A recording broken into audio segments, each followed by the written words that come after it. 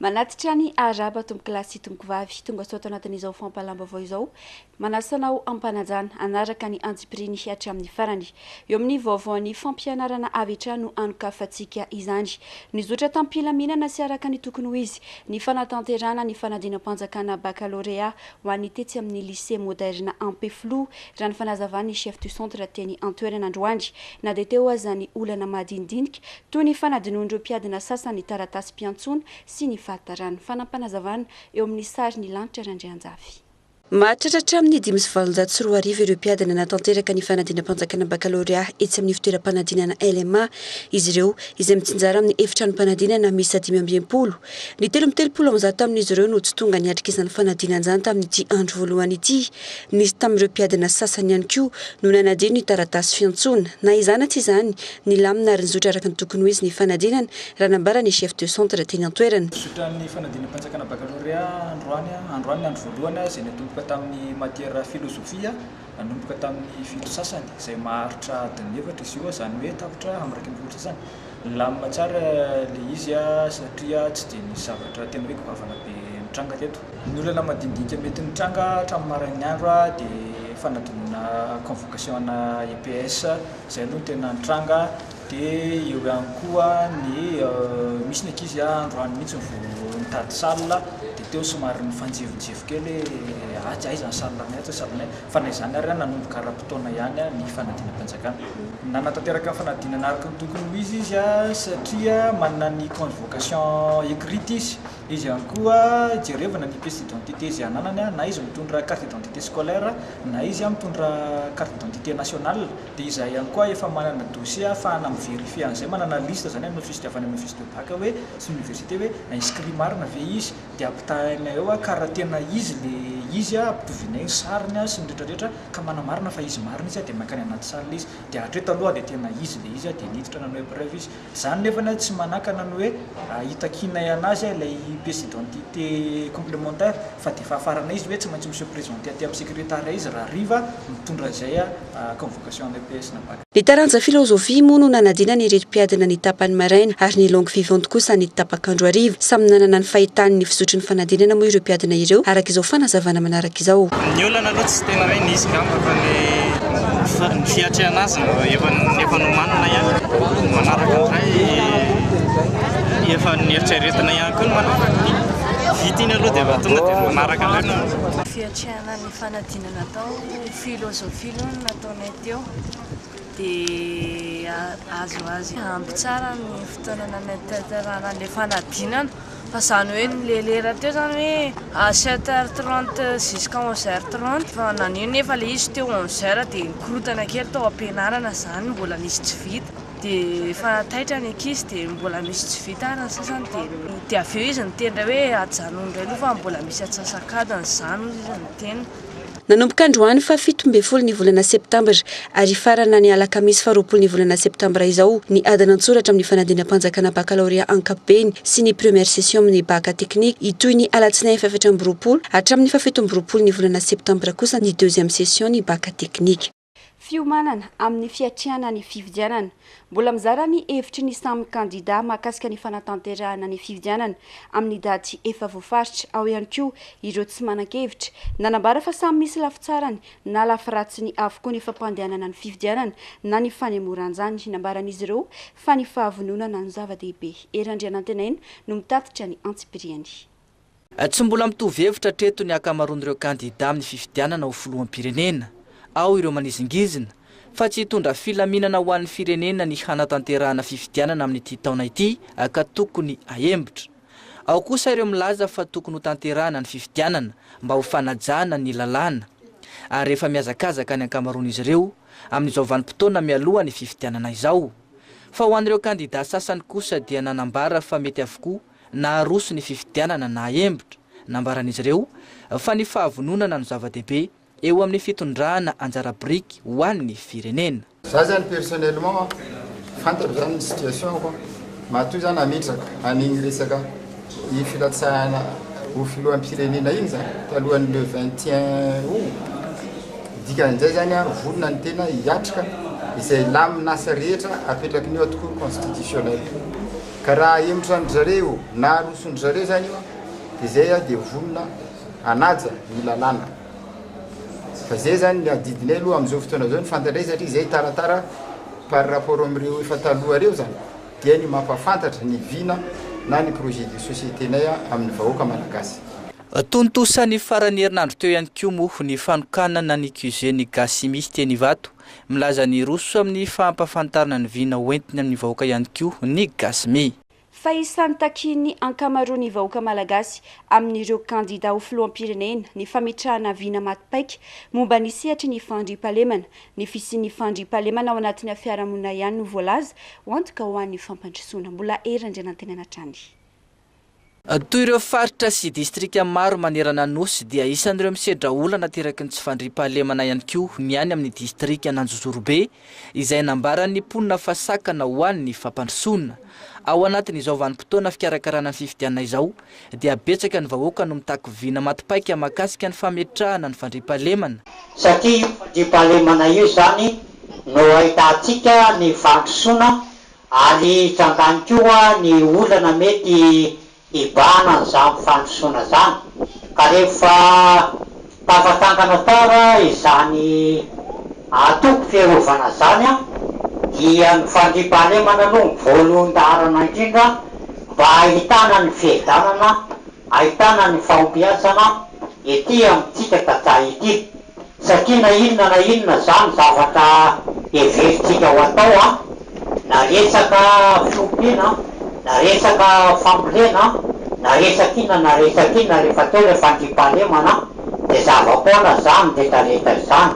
Tafatsangana tamin'ny farany herinandro teo ny komity mpanohana ny Zamaky Sarakotomamonjy any amin'ny distrika Nanjozorobe. Nisy ihany koa ny fanomezana fampitaovana samihafa ho an'ireo mponina tany an-toerana nandritra ity fotoana ity. Fa eo amin'izay vaovao manodidina ny fifidianan'izay hatrandry ho fanatsarana ny andindiny mirakitra ny boky fotsiny fiarahamonim-pirenena izay mirakitra ny etaetan'ny olo-pirenena mahakasika indrindra ny toetoetra tokony ananany kandida ilatsakovidina nisy ny atrikasa nataon'izy ireo sy ny tetikasa fandio tetsy Antaninarenina androandry. Rehefa vita mazava tsara araka izany ity boky ity dia aparitaka any amin'ireo kandida filoham-pirenena ahafahany mahafantatra izay andrasan'ny vahoaka aminy raha ny fanazavana Randrianjavy.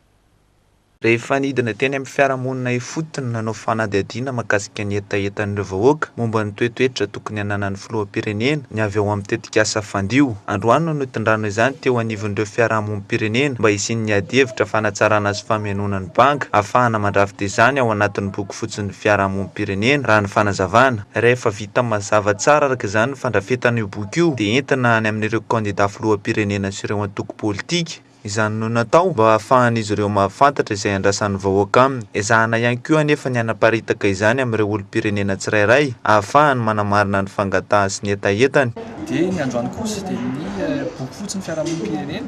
misy ezaka be dia be ny ataonay androany mba ahafahana mahazo hoe inona daholo ny etaetany mponina rehefa nanao atrikasa anankienina zay teto Antananarivo dia 5 tany amin'ny province dia sehatra ananki-efatra no dinianay tamin'io dia gouvernance ny économie infrastructure sociale ary ny environnement et ressources naturelles dia ny androany zany no ipresentenay ny contenu an'le boky fotsiny fiarahamonim-pirenena hoentinay aseho anay amin'ny fiarahamonim-pirenena reto ary ny hevitra voangonay raha marina na raha tsy ampy dia hoafinenay le izy dia izana présentenay ihany koa zay ao amin'ny parti politique sy le candidat enina amin'ny telopolo izay latsaka ao filoham-pirenena manao analyse zany zay hoe ity no etaetan'ny mponina hitany tamin'ny boky fotsiny fiarahamonim-pirenena dia inona no ho sosokevitra hoentin'ny candidat latsaka filoham-pirenena dia hisy débat zany aorianan'izay mba ahafahan'ny mponina koa mahafantatra hoe inona no tena contenu ny programme an'ilay candidat fa tsy fampanantenana pokady fotsiny nanaovana izy. Lafombaovao sosialy kosa indray araka ny fivoriana nataony teo anivon'ny UCTU ny farany herinandro teo dia ampiatra ny sarandalana 500 ariary avokoa ireo fiara-pitatitra mivondrona anatin'ity fikambanana ity ankoatra ny coopérative Vatselatra izay mitana ny sarandalana tokana hoe 700 ariary. Fanampanazavana eo amin'ny sary ny Fandrazana Drakoto. raha toa ka efa napiatra ny sarandalana dimanjata ariary efa tamin'ny volana aogositra teo ny teo anivon'ny FMA na ny fitaterana mendrika n'Antananarivo ary nanaraka izany ihany koa ny kooperativa sasany avy ao amin'ny UCTU ny voalohan'ny volana teo. Noho ny fahitana ny vidy solika izay tsy mitsaha miakatra eto amintsika amin'izao fotoana izao dia nanapa-kevitra ny hapiatra izany sarandalana dimanjato ariary izany avokoa ireo zotra mivondrona ao anatin'ny tsy fikambanana ity ankoatra ny kooperativa tselatra raha araka ny fanapa-kevitra noraisin'izy ireo ny sabotsy lasa teo. Nanajanona ny sarandalany ho 700 ariary moa ireo zotra mivondrona amin'ny kooperativa tselatra izay ahitana ny zotra 147, ny 146 ary ny 178 fa kosa tsy mampiatra ny sarandalana tapatalana intsony izy ireo. Androany anefa dia hita ihany fa mbola nisy ireo zotra mivondrona ao anatin'ny UCTU ankoatra ny tselatra mbola nampiatra ny sarandalana 700 ariary toy ny zotra 141 sy ny 015 ohatra. Tsy mbola fantatra mazava tsara araka izany nefa nanapa-kevitra ireto mpitatitra eto amintsika ireto. Faniarany famaizana ny toeram-ponenan'olona maromaro tetsy amin'ny La Réunion kely Omaly maraina. Raha fantatra dia olona 520 no tsy manan-kelofana vokatra izany Omaly ihany dia tonga anjerin'ny zava-nisy sy ny nanolotra fanampiana vonjy-maika ireo trabona teny an-toerana ny Prime Ministre lehibe ny gouvernemanta sy ny ministra vitsivitsy. Tompitiana Sara. Nanamora ny fitaran'ny afo ny sasena nanganan reto-ponina eto La Réunion kely ireto ny tranony tamin'ity aitrano ny tranga Omaly teny an-toerana ity. Tsy fantatra ny andohan'izany afo izany fa ny fitedahan'ny afo no nanaitra ny olona raha ny fanazavany ireo ponina. Andriamanitra avy reny ilay tatana dianareo fa tena mijaly izao ny fijaliana eto fa soa fa nitahin'Andriamanitra hoe mba tsisy may mba nisy may kely fa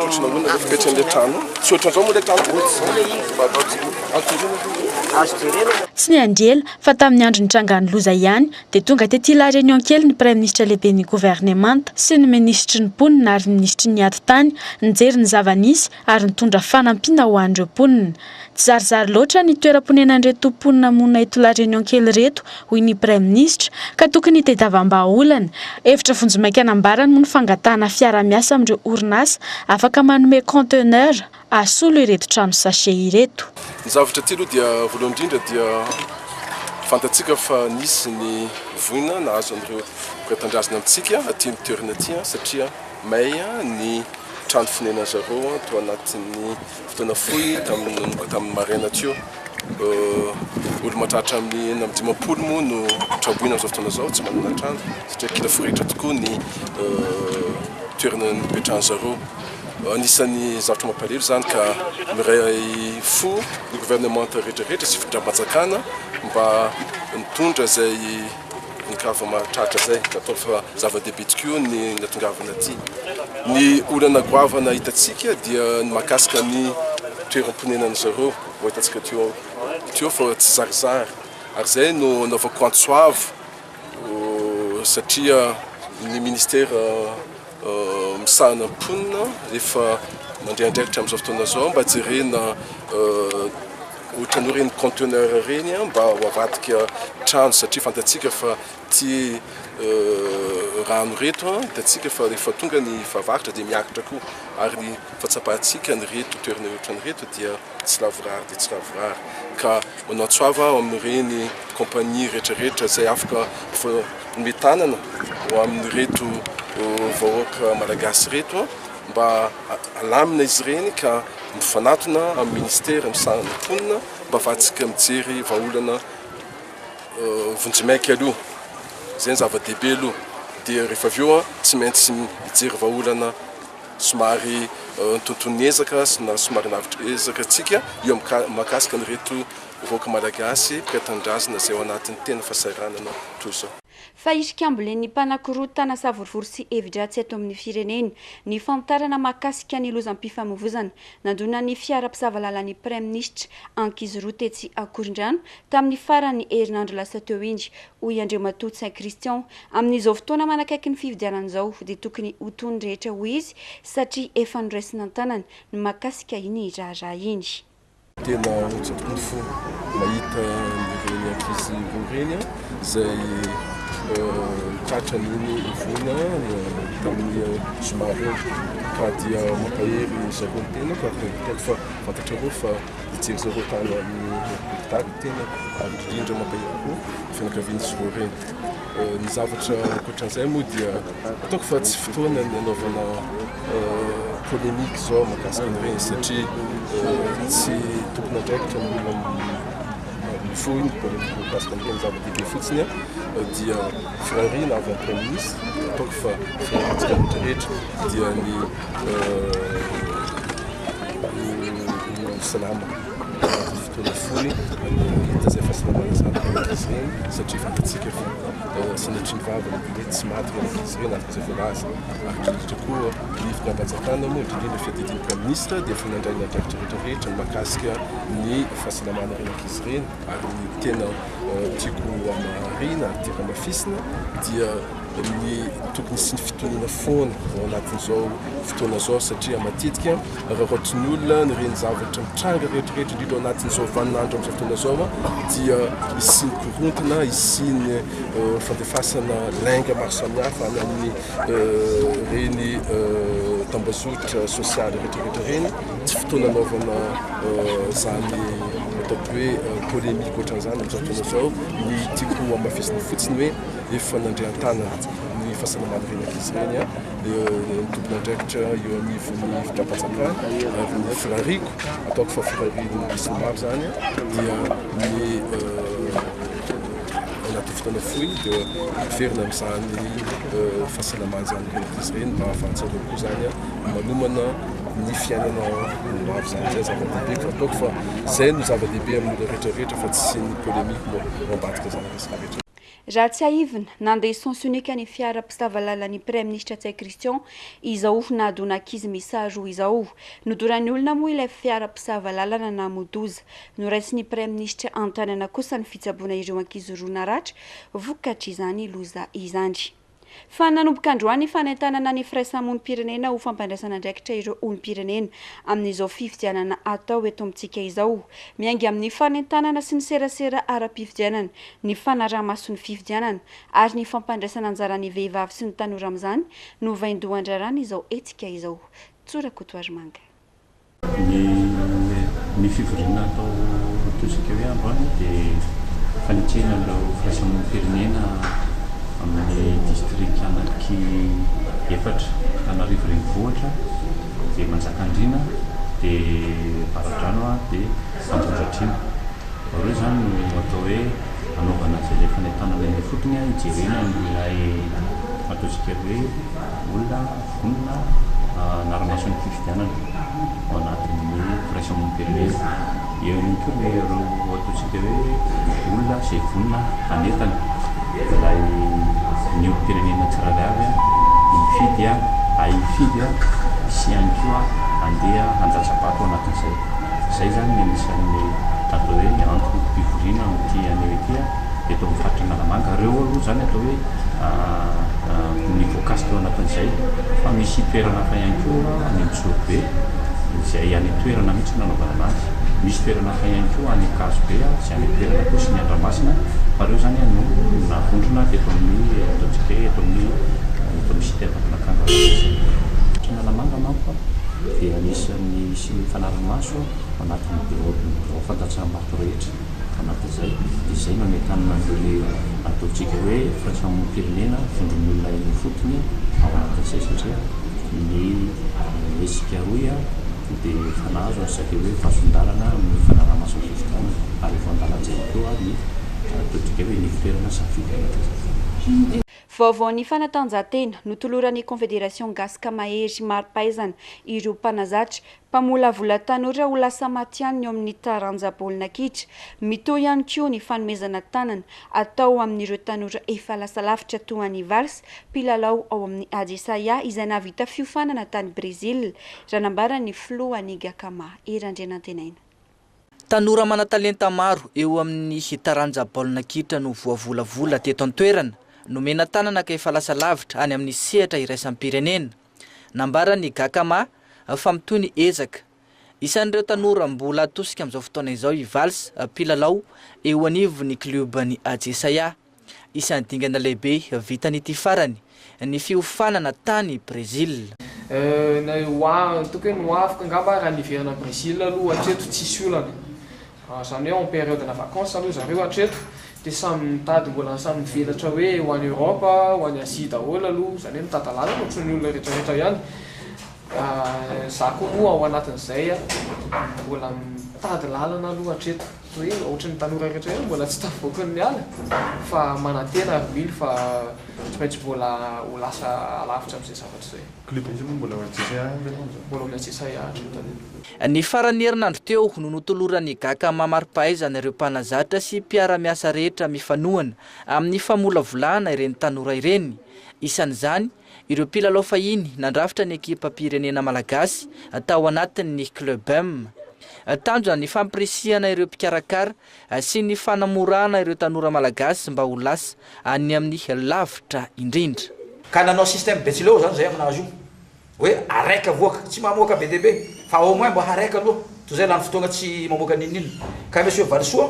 no footballeur international tsika na vita fiofagnana tany Brésil tany Sao Paulo ka raha voatonga izy tsy maintsy zay au niveau ny confédération izay manana zo ary manana fahefagna amin'ny ma PDG sady tompon'le confédération gakama mitovy amin'ny FIFA maleo tegna tsy be koa nizaniza dia nanolotra ny maro-boninahitra izay hitanareo teo ho an'ny tovolahy mba hakamoramora ny zavatra rehetra tianao atao sur le plan administratif na au niveau ny gouvernement malagasy na au niveau ny gouvernement étranger. Ankoatra ny fitediavana lalana any Europe dia ny firenena Rosiana treto no efa nilazany fahavononany fa hiara-iasa amin'ny gakama amin'ny fampitana ireny tanora ireny amin'ny alalan'ireo fikambanana misy eto an-toerana misehatra amin'ny kolontsaina sy ny fanatanjahantena. Dia iny fanadadiana teo iny ihany koa no manakatony ny fiarana tamin'izao alina izao mankasitraka fenonao tany tokantrano nanaraka ny antsipirina izany hatry amin'ny farany mamy fotoananao rampitso amin'ny ora mahazatra veloma tompoko.